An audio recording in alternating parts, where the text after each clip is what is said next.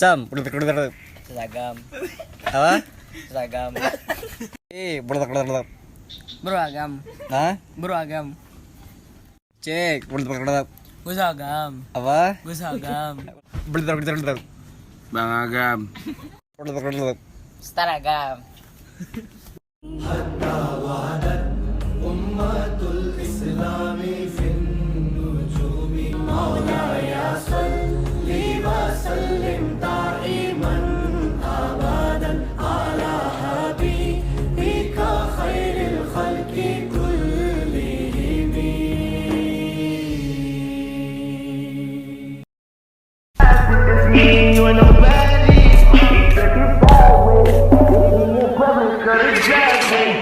See this bitch, ride on the jet, 5,000 bricks. Ooh, she bad as it gets. Her mouth kick it slick. She know she got it. Tak dibaca tanda tertibnya.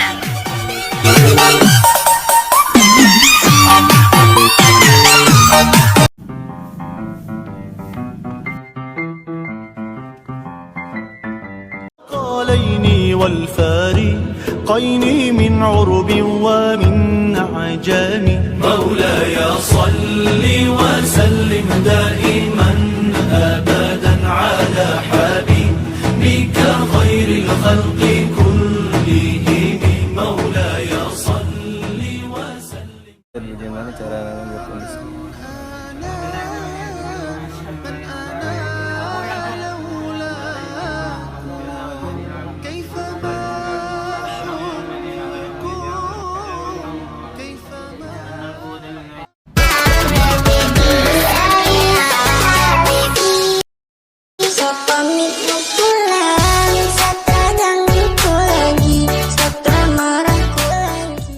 Dan itulah yang dikatakan dalam hadis Bukhari dan Muslim. Allah Subhanahu wa taala itu turun ke langit dunia ketika sepertiga malam terakhir.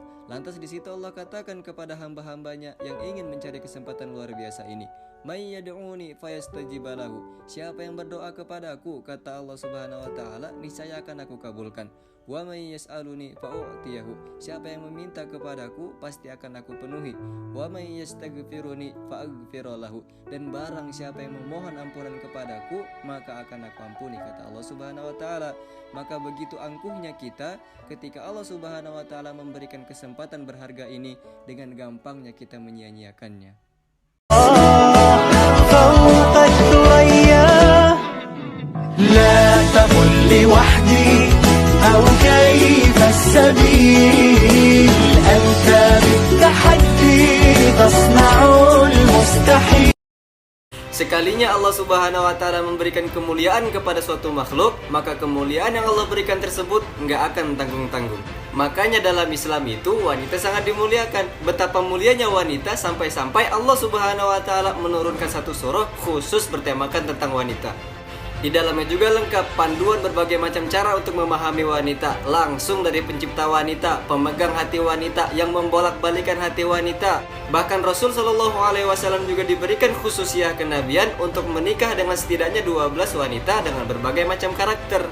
Yang sukses karena karir ada, yang memiliki sifat keibuan ada juga, yang anak rumahan plus manja ada. Maka Allah katakan, wa ma yantiqu 'anil hawa in huwa illa wahyu yuha. Rasulullah itu menikah bukan karena kehendak dia, Rasulullah itu menikah bukan karena hawa nafsu dia, tapi tuntutan dari Allah Subhanahu wa taala untuk menjadi uswatun hasanah bagi kita. Lantas kalau Allah Subhanahu wa taala telah menurunkan satu surah khusus untuk memahami wanita, dan Rasulullah juga telah memberikan suri teladan yang luar biasa, maka dengan ilmu apa kita mengatakan bahwa pacaran itu tujuannya untuk memahami dan menjajaki wanita?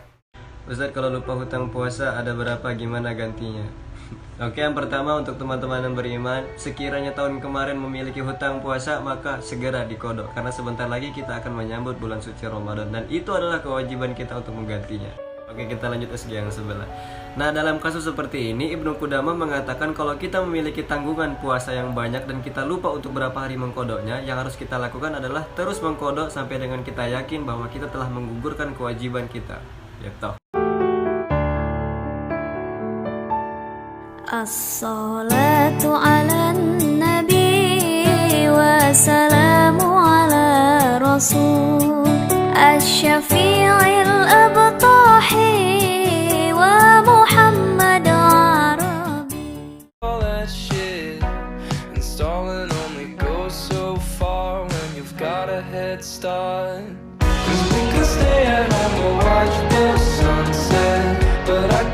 I'm asking all you boys.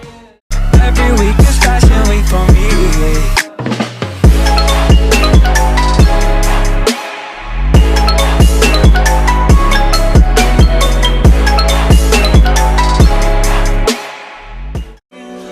I guess I'm just a play date to you.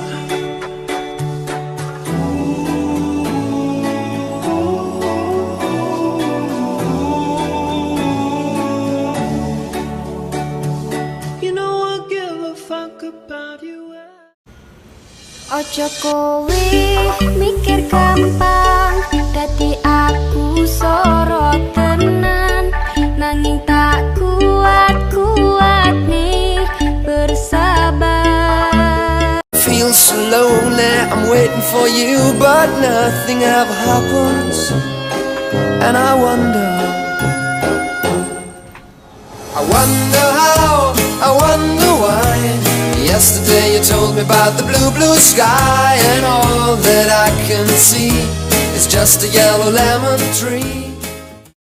Jikalau kita mendapati perkara dunia yang menakjubkan dan kita tidak memilikinya, seperti orang yang tampan, orang yang cantik, orang yang kaya, dan hal mewah lainnya yang dapat membuat kita takjub, dan itu semua tidak kita miliki, atau bahkan kita lebih rendah daripada itu, maka kemudian memberikan kepada diri kita rasa tidak percaya diri, rasa rendah diri, maka katakanlah pada hati kalian, innal aishal akhirah, janganlah risau wahai diriku, sesungguhnya ini hanyalah kehidupan dunia, dan kehidupan yang hakiki adalah akhirat. Maka insya Allah kalian tidak akan risau dengan kehidupan yang dimiliki orang lain. Maka percayalah, laqad khalaqnal insana fi ahsani taqwim, sesungguhnya kami telah menciptakan manusia dengan sebaik-baik bentuk. So don't give up on, I'm not giving up, I'm not giving up, no, not me. Even when nobody else believes, I'm not going down that easily. So don't give up on me.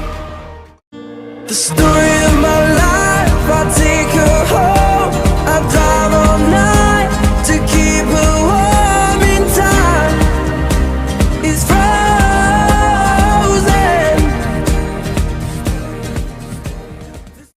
Nigga, shit, I might pull up to your bitch like.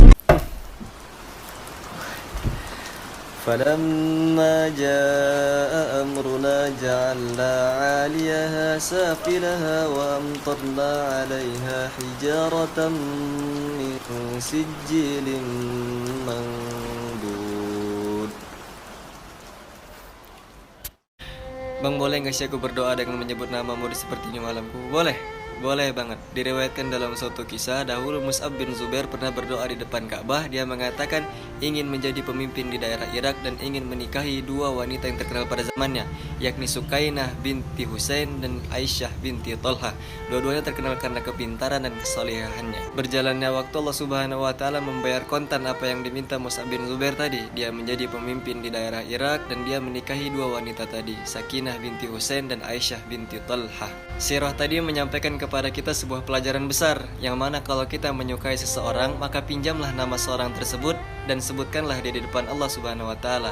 Jangan pernah mencari seseorang dengan perkara yang haram, tetapi doakanlah, insya Allah dia akan kalian miliki dengan izin Allah Subhanahu wa Ta'ala. Sering sekali kita mengejar perkara akhirat itu untuk dunia. Contohnya ketika kita sholat tahajud, yang lebih kita pikirkan adalah jodoh, gelar, karir, dan sederet urusan dunia lainnya, seolah-olah ampunan dan maghfirah Allah Subhanahu wa Ta'ala itu tidak lebih penting daripada itu.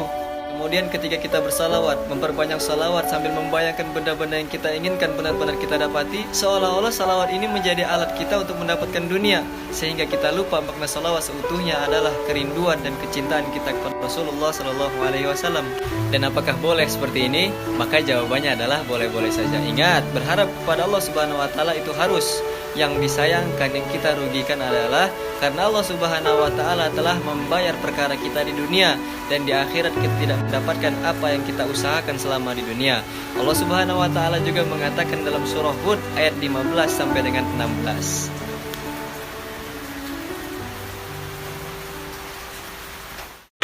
Bismillahirrahmanirrahim. إذا وقعت الواقعة ليس لوقعتها كاذبة خافضة رافعة إذا رجت الأرض رجا وبست الجبال بسا فكانت هباء منبثا وكنتم أزواجا ثلاثة أصحاب الميمنة ما أصحاب الميمنة وأصحاب المشأمة ما أصحاب المشأمة والسابقون السابقون أولئك المقربون في جنات النعيم ثلة من الأولين وقليل من Wanita Allah jadikan sebagai perhiasan terindah dan terbaik di dunia ini dari berbagai perhiasan-perhiasan dunia lainnya. Emas, perak, berlian ataupun keindahan dunia lainnya sebagaimana yang Allah indahkan kalian dalam surah Ali Imran ayat 14. Di samping keindahan yang kalian miliki, Allah pun kembali memberikan kemuliaan yang tinggi untuk kalian. Wanita begitu luar biasa, perhiasan terbaik ditambah lagi kemuliaan yang tinggi. Dan kemuliaan itu diraih bukan dengan memamerkan perhiasan yang dia miliki, tetapi dengan ketaatan dia kepada Allah Azza wa Jalla. Pada hakikatnya wanita solehah itu akan membawa keberuntungan yang besar bagi orang-orang sekitarnya. Ketika dia menjadi ibu yang solehah, maka anaknya adalah anak yang sangat beruntung karena memiliki pendidik yang sangat baik. Kemudian ketika dia menjadi anak yang solehah, maka akan memberikan kemuliaan untuk kedua orang tuanya. Ketika dia menjadi istri yang solehah, maka dia akan menjadi tempat berpulang yang sangat dirindukan oleh seorang suami. Sungguh betapa mulianya kalian wahai para wanita. Nahnu awliya'ukum fid dunya wa fil akhirah. Pada setiap masalah yang didatangkan, boleh jadi di sana terselip kabar bahwa ingatan kita kepadanya mungkin telah memudar. Bahkan mungkin jadi Allah Subhanahu wa taala sedang rindu kepada kita. Rindu dengan sujud panjang kita, rindu dengan isak tangis kita dalam doa. Maka dari itu mendekatlah, karena pada akhirnya hanya Dialah yang mengetahui bagaimana keadaan kita. Hanya Dialah yang mengetahui apa yang kita butuhkan, dan hanya Dialah yang tahu apa yang kita inginkan. Satu hal yang pasti, masalah, cobaan, ujian ini adalah sapaan lembut dari Allah Subhanahu wa taala yang menginginkan hambanya untuk kembali dalam dekapannya, yang menginginkan hambanya untuk kembali bersimpuh dan menggantungkan setiap harapannya. Maka kata Allah Subhanahu wa taala, nahnu awliya'ukum fid dunya wa fil akhirah. Kamilah yang menemani kalian di dunia dan di akhirat. Ala bidzikrillah tatma'innal qulub. Bismillahirrahmanirrahim. Alhamdulillahi rabbil alamin. Ar-Rahmanir-Rahim. Maliki yaumiddin. Iyyaka na'budu wa iyyaka nasta'in. Ihdinas siratal mustaqim. Siratal ladzina an'amta 'alaihim ghairil maghdubi 'alaihim waladdallin.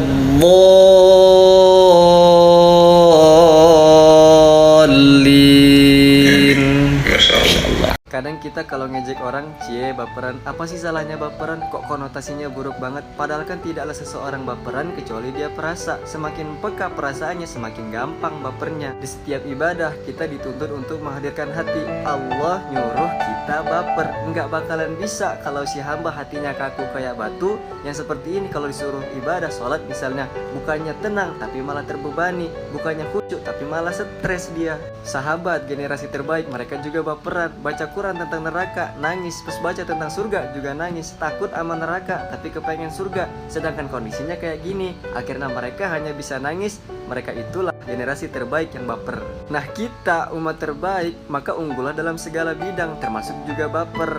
Jadi kalian yang sering dihina baperan, maka bersyukur sebab kalian itu yang memiliki modal. Kalau mau jadi umat terbaik, maka dilatihlah dari sekarang untuk ngebaperin apa-apa yang dibaperi manusia terbaik dan generasi terbaik. Bisa jadi orang yang kita anggap buruk, terkadang mereka itulah yang lebih baik daripada kita, lebih mulia daripada kita. Begitupun sebaliknya.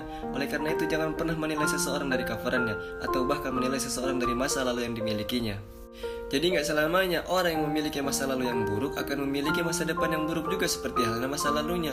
Kita tahu Umar bin Khattab adalah orang yang paling benci dengan Rasulullah, adalah orang yang paling tidak suka dengan ajaran Islam. Tetapi ketika Allah Subhanahu wa taala ilhamkan kepada diri dia Islam, apa yang terjadi? Allah muliakan hidup dia, Allah indahkan hidup dia, Allah makamkan dia bersama dengan makam Rasulullah SAW dan sahabat Abu Bakar. Nyatanya hijrah bukan tentang penilaian manusia, tetapi murni penilaian dari Rabb-nya. Jangan pernah menghina seorang pendosa, karena setiap tetes air mata pendosa yang jatuh dari matanya menjadikan dia lebih mulia daripada kita. Abdullah bin Mas'ud juga mengatakan sabda Rasulullah SAW yang berkaitan dengan ini. Karena ada yang mengatakan hidup ini adalah pilihan, mau kita jadi orang biasa atau menjadi orang istimewa. Dan biasanya orang-orang istimewa itu selalu memulai hari-harinya dengan penuh keberkahan. Dan ini adalah paket lengkap untuk memulai hari-hari kita agar penuh dengan berkah. Sebisa mungkin awali hari kita itu dengan amalan tahajud. Karena kenapa? Yunazzilu Rabbuna, Allah Subhanahu wa taala turun ke langit dunia pada saat sepertiga malam dan memberikan kepada siapa-siapa saja yang meminta kepadanya. Kemudian kita lanjutkan dengan sholatnya orang kaya, yaitu sholat fajar. Kenapa? Rakaatul fajri khairum minad dunya wa ma fiha. 2 rakaat sholat fajar setara dengan dunia dan seisinya. Wow. Ini lanjutkan dengan sholat subuh dan membaca Al-Quran. Barang siapa yang sholat subuh maka dia berada dalam jaminan Allah Subhanahu wa taala. Innal Qur'an al-fajri kana masyhuda. Sesungguhnya bacaan Al-Quran di subuh hari itu disaksikan oleh para malaikat. Kemudian kita tutup dengan sholat syuruk dan sholat duha. 2 rakaat ketika matahari terbit setara dengan pahala orang haji dan umroh. Dan pelaku orang sholat duha itu jaminan Allah Subhanahu wa taala akan mengampuni dosa-dosanya walaupun sebanyak buih yang di lautan. Berikan suasana baru. Udahlah bang, malu sama. Astagfirullah. Bismillah. ولوطا إذ قال لقومه أتأتون الفاحشة ما سبقكم بها من أحد من العالمين إنكم لتأتون الرجال شهوة من دون النساء بل أنتم قوم مسرفون. Yes, Fun-minded. Mungkin hari ini banyak di antara kita yang menilai kemuliaan itu dari bentuk tubuh, harta, tahta, serta paras tampan yang menawan, tetapi tidak bagi Allah Subhanahu wa taala. Ingat, innallaha la yanzuru ila suwarikum wa amwalikum, walakin yanzuru ila qulubikum wa a'malikum. Dan Allah nggak peduli sekiranya engkau memiliki seluruh perhiasan dunia, tapi tanpa la ilaha illallah maka semuanya menjadi sia-sia. Tapi sebaliknya, rupamu kurang, hartamu sedikit, tidak berkedudukan dan tidak dikenal, tapi la ilaha illallah kau jaga dengan rapi di dalam dadamu, maka itu adalah kemuliaan yang lebih baik daripada dunia seisinya. Dan itu harus kalian jaga. Kalimat yang sangat luar biasa, kalimat yang kita ingin hidup dengan itu, kalimat yang kita ingin mati dengan itu, dan kalimat yang kita ingin dihidupkan lagi dengan itu. La ilaha illallah Muhammadar Rasulullah. But you're here in my heart, so who can stop me if I decide that you're my destiny? What if we rewrite the stars, say you were made to be mine, nothing could keep us apart.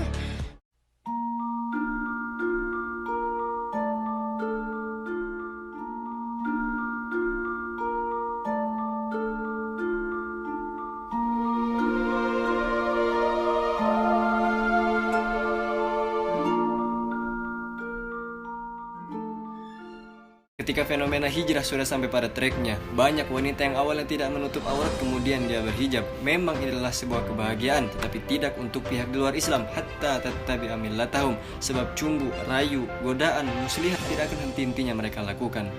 Adakala hijab digeser dari fungsi utama keluar daripada tracknya, para pemuja syahwat tak sabar jadikan dia objek sebagai pemuas mata keranjang. Para syaitan girang bernafsu menjadikan dia sebagai calon teman di neraka. Itu adalah kebahagiaan mereka, tetapi tidak bagi kita. Berusaha sebisa mungkin mencari panggung, mendapatkan nama, hingga pada akhirnya mumilatun ma'ilah. Biarkan dia bangga atas menjadi pusat perhatian. Bagi Anda yang berhijab kemari, Anda berhak menjadi bintang, dan Anda juga layak dipandang oleh jutaan mata pria. Sadar itu adalah tipu daya. percaya, terjerumus kita tentang apa yang berujung kata Nabi, la yadkhulnal jannah wala yajidna rihaha. Sis, bukan apa-apa, kami hanya khawatir, takut tidak ada lagi yang tersisa untuk mewangi-wangi surga.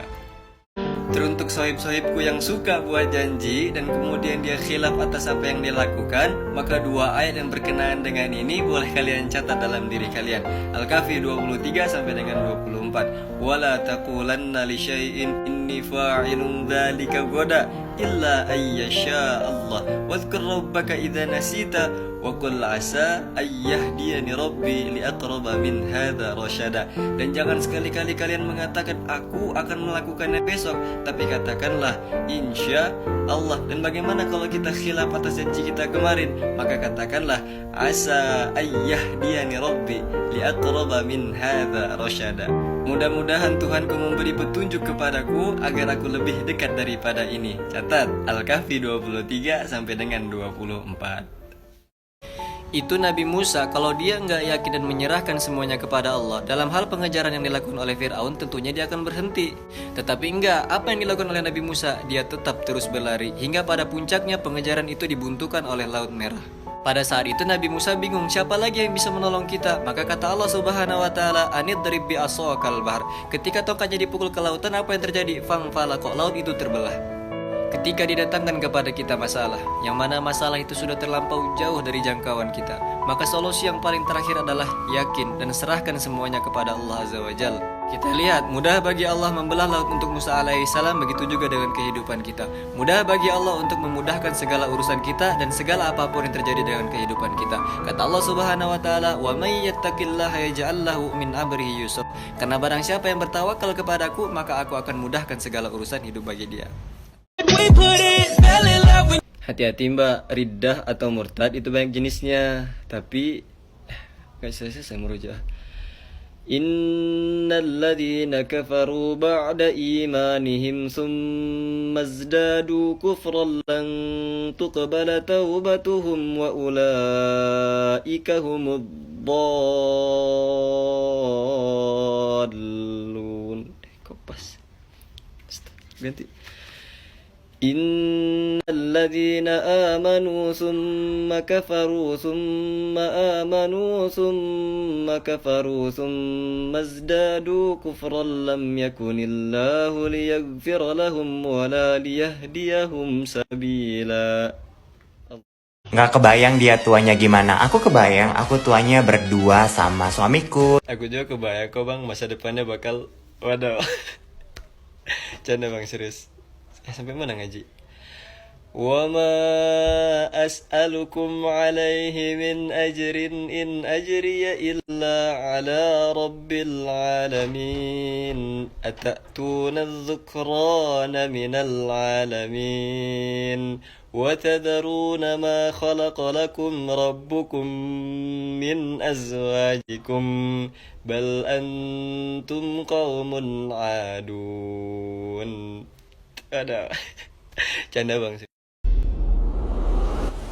Kurang lebih 54 hari lamanya pasukan Muhammad Al-Fatih melakukan pengepungan terhadap tembok-tembok Konstantinopel. Hingga pada puncaknya pasukan Utsmani berhasil membuat satu lubang yang mana lubang tersebut tidak bisa lagi diperbaiki oleh tentara-tentara Konstantinopel.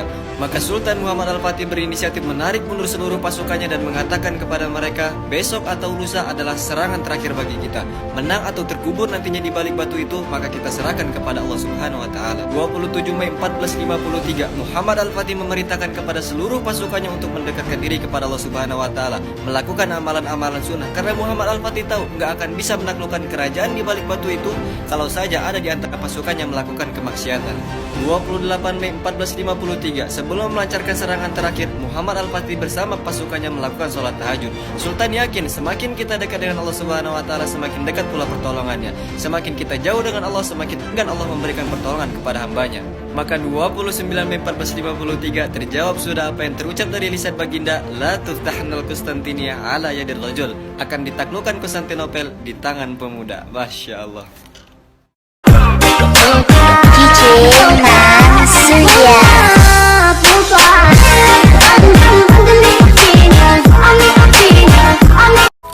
Luar biasa. biasa bagaimana cara Allah Subhanahu wa taala memperkenalkan kepada kita hakikat cinta seutuhnya. Nabi Yusuf alaihissalam dan Zulaikha adalah bukti manis daripada apa yang Allah Subhanahu wa taala kisahkan kepada kita. Bagaimana enggak, Nabi Yusuf alaihissalam yang ketika itu masih berstatus seorang budak mendapatkan ujian yang amat luar biasa berupa rayuan dan godaan daripada majikannya sendiri. Waghallaqatil abwab wa qalat haytalak.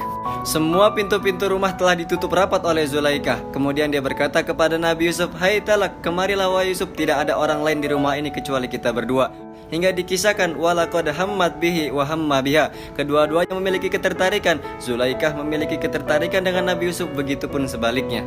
Maka sekiranya kalau bukan daripada kebesaran Allah Subhanahu wa taala menjadi sebab Nabi Yusuf mengatakan kepada Zulaikha, qala ma'adallah innahu rabbi ahsana maswaya. Aku berlindung kepada Allah Subhanahu wa taala. Nabi Yusuf tahu sebuah ikatan suci itu dibangun bukan diawali dengan kemaksiatan yang membuat mereka terjatuh kepada kezaliman. Innahu la yuflihudz zalimun. Sesungguhnya orang-orang zalim itu tidak akan beruntung. Maka cinta itu adalah tentang pilihan, dan Nabi Yusuf alaihissalam memilih ketaatan kepada Allah Subhanahu wa taala walaupun dia tahu resiko dari penolakan itu yang akhirnya membawa dia ke dalam penjara. Indah cara Allah Subhanahu wa taala mempertemukan kedua hati yang awalnya dulu berstatus seorang budak. Karena ketaatan dia kepada Allah Subhanahu wa taala, maka menjadikan dia seorang suami daripada majikannya sendiri. Masya Allah.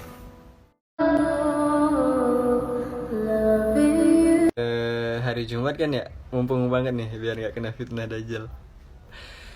Alhamdulillahilladzi anzala ala abdihil kitaba wa lam yaj'al lahu 'iwaja qayyiman liyunzira ba'san shadidan min ladunhu wa yubashshiral mu'minin ويبشر المؤمنين الذين يعملون الصالحات أن لهم أجرا حسنا ماكثين فيه أبدا. Fica sem você, minha figurinha. Que completo é o da vida, é ganhar na loteria. Fica milionário e perder tudo no outro dia. Fica sem você, minha figurinha. Maka perhatikan, bahkan yang sekelasnya ulul azmi sekalipun, yakni Nabi Musa alaihissalam, itu bisa-bisanya menaruh perhatian, itu bisa-bisanya meletakkan perasaan kepada seorang gadis. Dan kita juga semua tahu bahwa Nabi Musa alaihissalam itu adalah seorang kalimullah. Tapi kok bisa-bisanya sampai jatuh hati, bahkan rela bekerja 10 tahun lamanya hanya untuk mendapatkan hati daripada wanita tadi. Maka apa yang dilihat Nabi Musa alaihissalam daripada sosok gadis ini? Bahkan ia rela bekerja 10 tahun lamanya hanya untuk mendapatkan mahar daripada wanita tadi. Indahnya kalimat yang Allah Subhanahu wa taala berikan dalam kisah ini. Faja'athu ihdahuma tamshi ala istihya. Maka diturunkannya surah Al-Qasas ayat 25 adalah jawaban dari Allah Subhanahu wa taala atas semuanya. Jadi tamshi ala istihya adalah kisah yang Allah berikan kepada kita tentang seorang wanita yang berjalan dengan malu-malu. Luar biasanya kalimat yang Allah Subhanahu wa taala kiaskan untuk wanita ini. Perhatikan, Allah Subhanahu wa taala tidak menyifati fisik atau kecantikan daripada wanita ini, akan tetapi Allah Subhanahu wa taala menyebutkan sifat termahal yang dimiliki oleh seorang wanita, yakni sifat malu. Dan itu adalah sifat permata wanita yang paling berharga, intan yang paling mulia, bahkan yang paling banyak hilang dari wanita-wanita zaman sekarang. Masya Allah. Asyhadu. Hafal coba.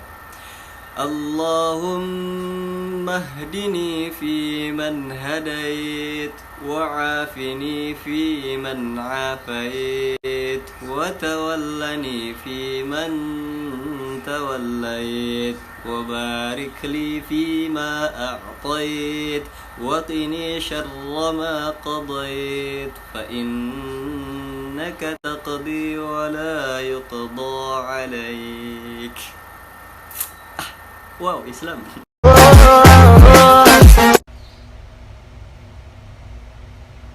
Bisa ya kayak gitu. Wala talbisul haqqa bil batil wa taktumul haqqa wa antum ta'lamun. Nanti kalau sholat lagi itu ayatnya Mas, canda sholat. Sepenggal kata dari surah cintanya Allah Subhanahu wa taala. Allah mengatakan kepada kita kalau kita mendapati musibah maka katakanlah inna lillahi wa inna ilaihi raji'un. Maka pada hari ini tersampaikanlah apa yang terucap dari lisan baginda Rasulullah SAW yang selama ini kita takutkan. Kata Rasulullah, sesungguhnya Allah Subhanahu wa taala itu tidak mengangkat ilmu dengan sekali cabutan dari para hambanya, akan tetapi Allah Subhanahu wa taala mengangkat ilmu dengan cara mewafatkan para ulama. Apa yang ditakutkan oleh Rasulullah? Maka ketika Allah Subhanahu wa taala telah mewafatkan para ulama, manusia mulai bertanya kepada orang-orang bodoh dan orang-orang itu mulai berfatwa tanpa ilmu. Sesungguhnya mereka sesat dan menyesatkan. Maka ya Allah, jadikanlah kami bagian daripada generasi yang terus menyebarkan agamamu dan membawakan risalah kenabian yang dibawakan Rasulullah SAW. Maka pada hari ini kita sampaikan innalillahi wa inna ilaihi raji'un kepada Syekhuna Syahri Jabir rahimahullah. Semoga Allah Subhanahu wa taala menempatkan kepada posisi yang luar biasa. Intaqala ila rafiqil a'la. Ketika kita tarik potret abadi sirah kenabian tentang pendidikan ala Islam, Rasul itu tetap menggunakan basis ideologi tetapi menggunakan terapan syariah tingkat tertinggi. Maka nggak heran ketika negeri Amus dilanda penyakit taun pada saat kekhalifahan Umar bin Khattab, pagi sehat, siang sakit, malamnya meninggal. Bahkan gubernur sebagai figur penting umat ini, Ubaidah bin Jarrah, itu juga meninggal dalam hal ini. Saking ruwetnya permasalahan ini dan ketika itu juga vaksin belum ditemukan, maka kembali lagi pada pendidikan ala Nabi. Semua problem kehidupan bisa diberantas dengan ilmu yang dipandu langsung oleh sang pemberi wahyu. Maka Khalifah Umar bin Khattab mengamanahkan perihal ini kepada sahabat Amr bin As dan masalah wabah pun kelar. Konsepnya bagaimana? Amr bin As datang ke lokasi dan dia mengamati keadaan lapangan, kemudian dia membuat strategi yang luar biasa. 1. Karantina wilayah, yang di dalam tidak boleh keluar, yang di luar tidak boleh ke dalam. Kedua, karena penyebaran virus ini sangat signifikan dalam hal sosial, maka Amr bin As membuat strategi social distancing dan Masya Allah masalah taun pun kelar. Ada satu hal yang harus kita ingat dan ini juga paling penting. Pertama, bumi Allah Subhanahu wa taala itu luas. Rezeki Allah Subhanahu wa taala juga di mana-mana dan Allah Subhanahu wa taala Tuhan kita itu maha kaya. Jadi jangan beranggapan bahwa rezeki itu sempit. Karena ini jatuhnya ingin menolong orang lain dalam hal beribadah, apalagi barang yang dibuat jelas digunakan untuk maksiat dan maksiat terbesar pada umat ini adalah menyembah kepada selain Allah Subhanahu wa taala, maka hati-hati terjatuh kita daripada dalil yang mengatakan wa ta'awanu 'alal birri wat taqwa wa la ta'awanu 'alal itsmi wal 'udwan. Jadi konsep tolong menolong dalam Islam itu hanya diperkenankan dalam hal kebaikan. Jadi kalau kita tolong menolong dalam hal keburukan, maka jatuhnya menjadi haram. Wallahu a'lam bishawab.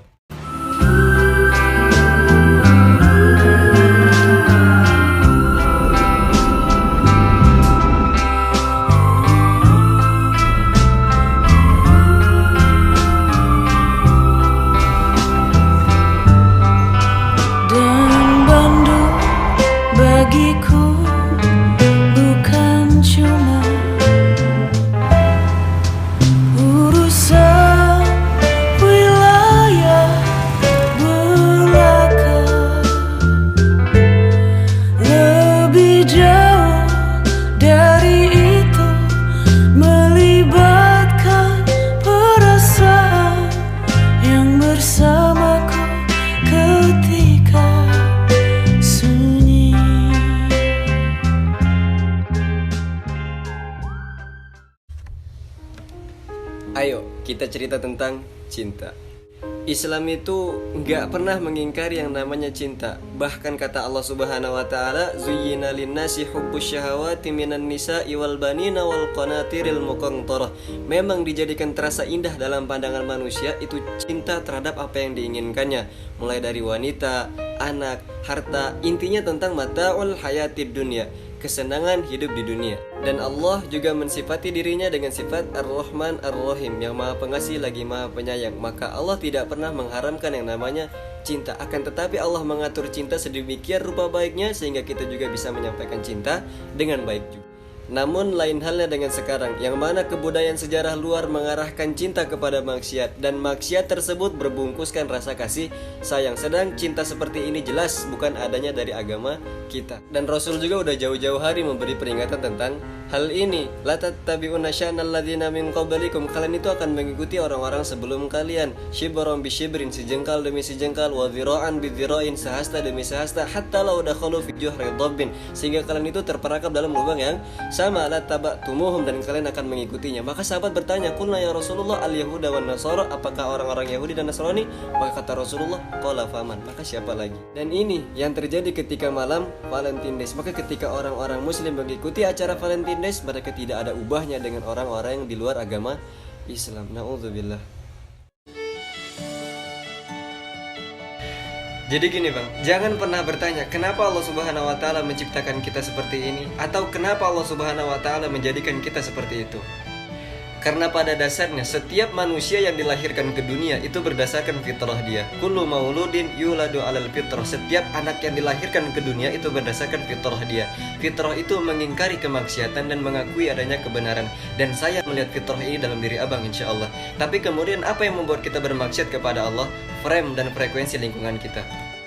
Tapi yakinlah bang, gak ada yang salah dengan posisi abang yang sekarang. Karena memang setiap manusia, setiap anak keturunan Adam pasti pernah melakukan kesalahan. Kullu bani Adam khotoun. Setiap manusia pasti pernah melakukan perbuatan dosa. Tapi tujuan Allah di sini ketika kita dalam posisi seperti ini adalah ingin mengangkat derajat kita dengan cara ketika kita tahu bahwasanya ini adalah sebuah kesalahan dan kita mengakui kesalahan tersebut. Wa khairu khotoina tawwabun. Sebaik-baik orang yang melakukan kesalahan adalah mereka yang bertobat. Maka yakinlah Allah akan mengangkat derajat kita menjadi lebih tinggi.